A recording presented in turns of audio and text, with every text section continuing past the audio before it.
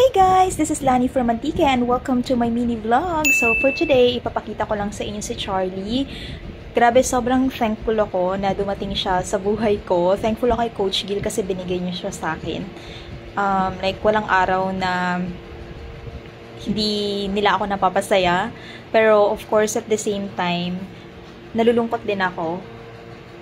Minsan lang naman kapag naaalala ko si Oliver. Si Oliver yung kapatid ni Charlie. Yung namatay ko na pusa. Pero, yeah. Sobrang cute. Kapag hindi yan natutulog, kumakain yan. Naglalaro sila ni Chichay. And, basta, alam mo yung tulog na walang pakay sa mundo, yung walang problema. Kaya, may mga times nga na sinasabi ko, gusto ko na lang maging pusa, ganyan. Ano din naman ako pinagsasabi ko, pero gusto ko lang talaga siyang ipakita sa inyo kasi ang laki na niya. Diba, Charles? I love you, Charles!